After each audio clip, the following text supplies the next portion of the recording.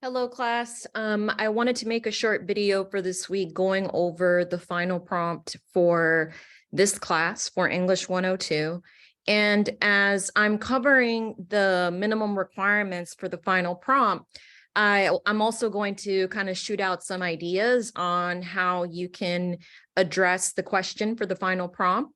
I just want to remind you that the final paper for this class is a mandatory assignment. What that means is that you cannot pass the class without submitting this final paper. One of the reasons is that the paper is the final measure of the student learning outcomes. And the student learning outcomes essentially are the skills that you have to show competency or proficiency to meet by the end of the class. So it's just not possible for you to pass this class without submitting the final paper. So now that we got that out of the way, I'm going to share screen with you, and then that way we can look at the prompt together. Just 1 second. Let me, I should have been prepared. It's all right. Everybody calm down.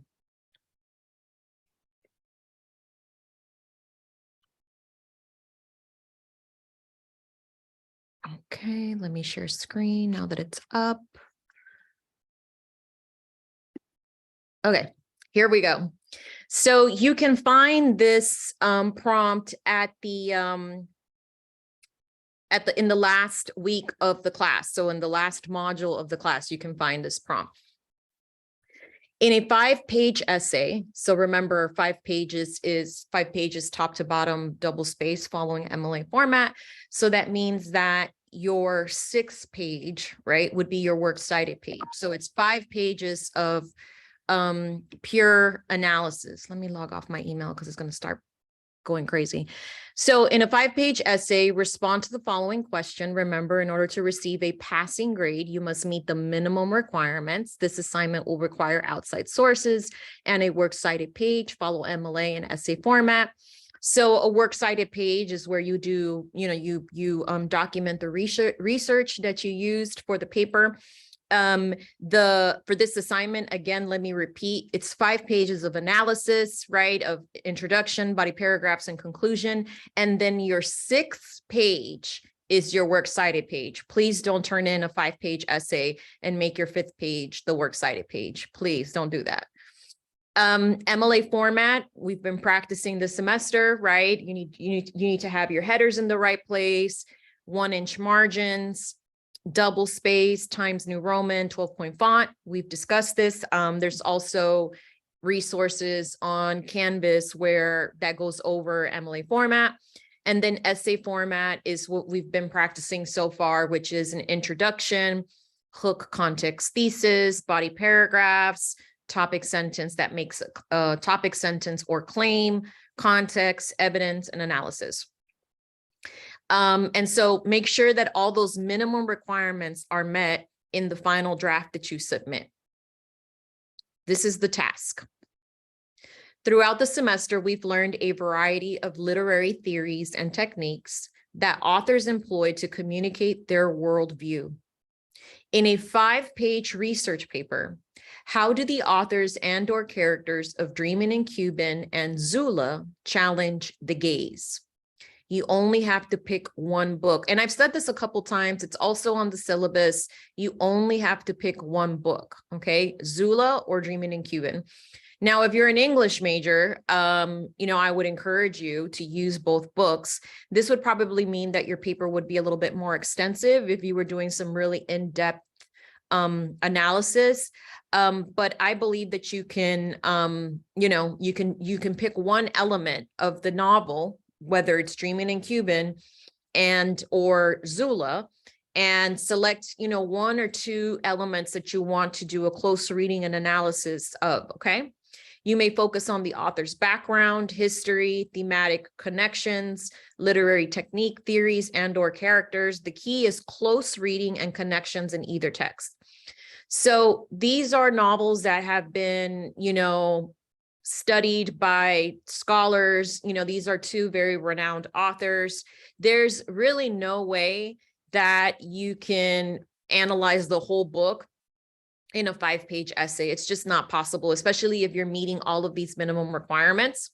So if I were you, I would select one, maybe 2 elements that you can focus on in your paper. So for example, if you were going to do, if you wanted to see how the author's use of the gaze, so their authorship, what role it plays in the design or in the telling of the story of the novel you select. You would be talking about, point of view, you would be talking about authorship, you would be talking about the oppositional gaze. If you wanted to, for example, use new historicism and feminist theory to evaluate how the story unravels in Dreaming in Cuban, right? And how it aligns to his story versus her story. You could do that as well. That's just one element, right? So focusing on one element of the novel will ensure that you're doing that close reading and that you're not rushing to stuff too many ideas in a 5-page paper. Like, being able to do an in-depth analysis will get you closer to an A than just kind of stuffing a 5-page paper with too many ideas. So that's what I mean when I say the key is close reading and connections in either text. Okay. Another idea, maybe you want to look at the role of friendships, right? What role does friendship play in Zula? And you can use feminist theory to look at the role of friendships and how each friend represents a different element of the feminine dichotomy that is imposed on women in our society. You can look at how the role that politics, right, plays in both books. You can look at psychoanalytic theory. How does mental health and psychology, how does it come up in either novel? So these are some thematic ideas that you can focus on. You can do an in-depth analysis of one character, right? So even something like, Lourdes in Dreaming in Cuban, right? Her cognitive dissonance to deal with the trauma of not only leaving her home to a place that was, to a foreign place where she's trying to reestablish herself and her identity, but also to the trauma that she experienced while she was living in the island, but really kind of precipitated her leaving, right? The irony of being this independent woman and this revolution supposedly supposed to empower the average person or the average constituent, and for all of her hard work, what ended up happening to her and how she dealt with that trauma. You could dedicate a whole paper to that. You could talk about the role of Jim Crow and racist historical policies and how that impacts the Black community, the African-American community in Zula. There are so many things that you can focus on. And this is one of the reasons why I left it so open-ended. And I think that when you get to the introduction and to the conclusion, I just want to make sure that you are reiterating the role of the gaze, right? How does the author use the role of the gaze? How do you see that theme pop up in both novels? If I were you, I would make sure that if you're not, well-versed, I need to wipe my glasses. If you're not well-versed in The Oppositional Gaze by Bell Hooks, that you do that as soon as possible.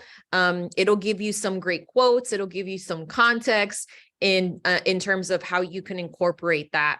I also want to remind you that for this particular paper, the introduction is critical.